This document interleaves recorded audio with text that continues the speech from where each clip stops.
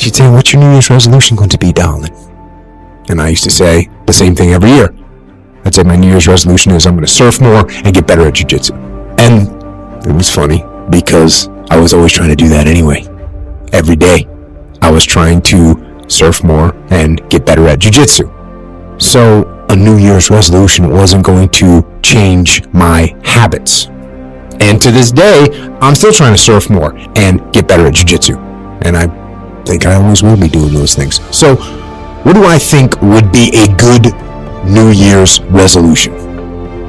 When I do an assessment and look at my life, I think I have benefited the most from one thing that I do, and that is think strategic. Now, this is a military term. Strategic in the military means big picture. It means long term. Strategic in military terms is where you are going to end up. That's thinking strategic. And the opposite is tactical thinking. Tactical thinking, which again, in the military, means short-term thinking. It means immediate action. It means what's happening right now. So there's a big difference. This is the differentiator for me, is thinking long-term versus thinking short-term. And I believe that this thinking long-term, this thinking strategic, is one of the most, if not the most, important concepts a person can consider in order to improve themselves and improve their lives. One of the big problems is sitting down and doing the work. And you got to, and Pressfield talks about that in the most concise and beautiful way. And he labels it like an enemy. He calls it resistance. You know, and that you have to sit down, you have to overcome resistance, and that the pro goes to work. And it doesn't matter if you're sick, it doesn't matter if you have kids, it doesn't matter what, you're a pro and you go to work. And that just, it puts it in your head that this is what I do. This is what, and you have pride in that. And then when you are in front of that keyboard and you look down the count, it says, I fuck 1,000 words today. I put 1,000 words in. You're doing the work. Yeah. And out of that work, gems blossom. Yeah. Little things, but you might have a day where you just write nothing but dog shit. So what? Show up again tomorrow. And tomorrow out of that dog shit, a flower will emerge. You never know. And that's the only way to develop to really develop your potential 100% in anything, whether it's as an author or even as a martial artist. There's a lot of creativity in martial arts. To be a great striker, you have to be creative, because you have to develop patterns or execute patterns that aren't going to be perceived. This idea that life is hard, something you're supposed to shield from them, it's so silly. And, I've had this conversation with my friends because everybody that I know that's interesting had a fucked up life. But now we have kids, and the last thing we want is our kids to have a fucked up life. So we put our kids in these good schools, we live in these nice neighborhoods, everybody eats healthy, and there's no fucking domestic violence, and everybody seems, it's so different than all of our lives. And we were talking about it, me and Brian Callen were actually talking about it, look, we all had fucked up childhoods, and everybody we know had fucked up childhoods. And they're all interesting, but I don't want my kids to be boring, but I also want them to be safe. So it's like, how do you approach that? I mean, I think you get involved. This is what I've chosen to do, is get my kids involved in martial arts and give them the opportunity to pursue difficult things, and understanding that through pursuing these difficult things, like in accomplishing stuff, like you learn something about yourself. You learn that you have this ability inside of you to overcome. Get obsessed with life improvement. Find things that you enjoy doing that are difficult. Do them and get better. It seems so simplistic. It seems like a ridiculous, idealistic point of view, but it's effective. Well, you need some amount of pride and some amount of ego to get good at things in the first place, because it's such a counterintuitive notion, because you have to have a belief in yourself. You have to be able, like when you start out at jiu-jitsu, you're a white belt. Like, I remember being a white belt and being like, oh my God, I am fucking never going to get good at this. I'm going to suck forever. If you look at it, whatever happens to you, just look at and view life that you're a student of the universe and say, what's in here for me to learn?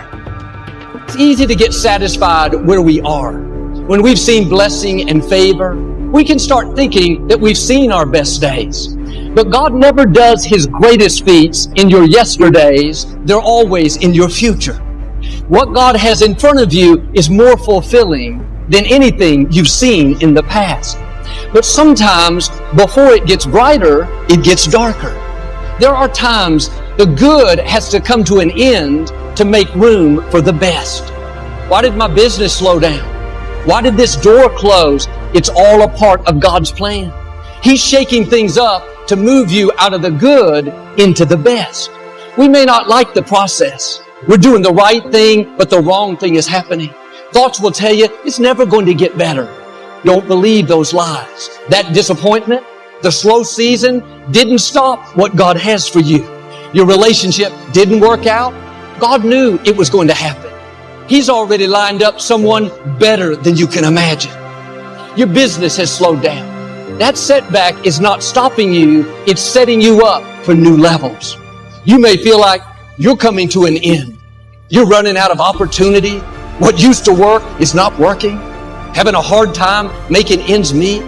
Maybe you're running out of strength. You're weary. You can't take it anymore. When you come to the end, that's when God steps in and not just helps you get through it, but He says, I've saved the best for next. The best relationships, the best in your finances, the best in your health, the best in your family. You're happier than you've ever been. You will not outwork me. See, the real secret, and I tell this to everybody, you have to care about every minute of your day. It's too many people doing stuff that's non-productive. You ain't got time for that. If you ain't where you want to be, you got to be hustling. Right. You know, the dream is free. The hustle is sold separate. Like that one. It's the deal. And so every minute of my day is planned. Even when whatever I do, you know, but look, man, if you got to smoke one every day, if you got to drink a cold one every day, if you got to make sure you watch Scandal when it come on Mondays, and you got to be there for Atlanta Housewives on Wednesday, if that's your schedule right there, I got some very startling news for you. You ain't gonna make it. You ain't gonna make it. You're not gonna be successful.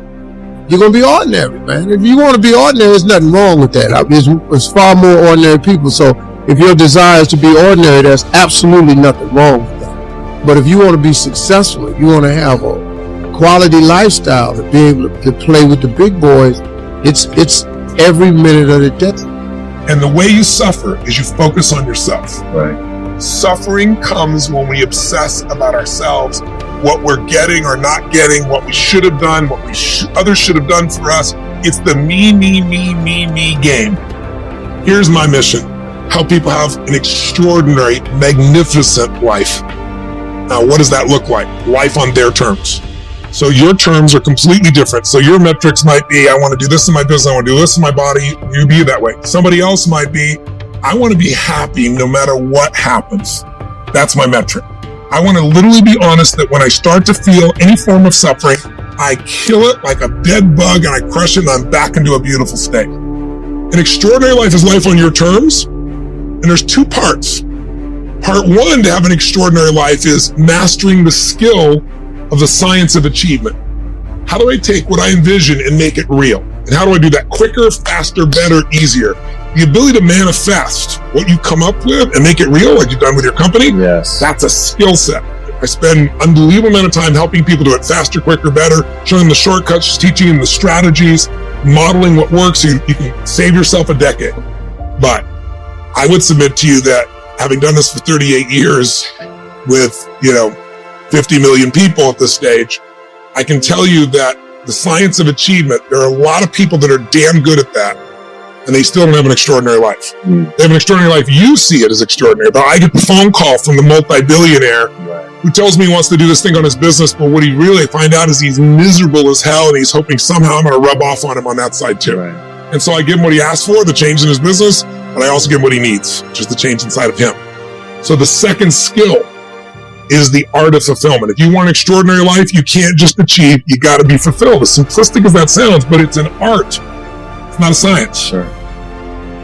The word quit. The word quit.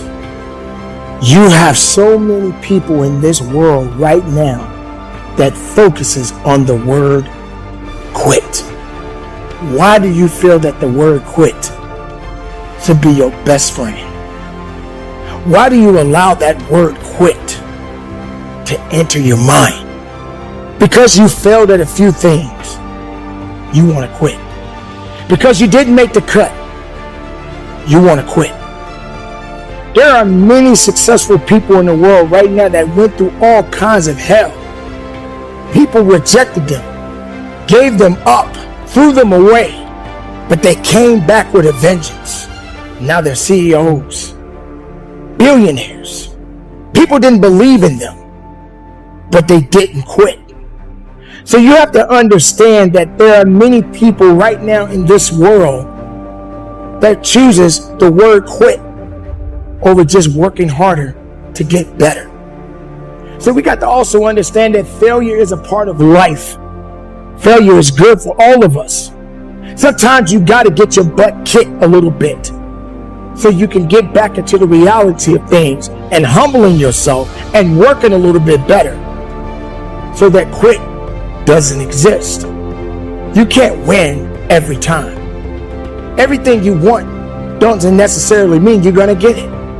Because that need and you being able to humble yourself all kind of goes together. And in reality, you will figure out just how bad and how serious you are when it comes to what it is you truly are seeking. Because if you truly want to get to a level in your life, you're going to have to fail. You're going to have to almost fail miserably. But when you fail miserably, it doesn't mean that you're done. It doesn't mean that it's over. So if you quit, you cannot come back from it. It's like starting everything over. How many times you've heard people say, hey, look, it's okay to start over. There's nothing wrong with starting over. I believe that starting over is not the way to go. But I do believe starting up is the right way to go. It's the best thing you can do. Maybe you got to just slow down a little bit, take a breath, and get focused again. Get back on track again. See the significance of what it takes to be the best that you can be within yourself. But you cannot quit. I know that I've been through these challenges so many times in my life. Being the man that I am today, I had to go through the hardship first, and I'm still going through challenges. But I will not quit. I will not quit because there are people that are dependent on me. Get in the game.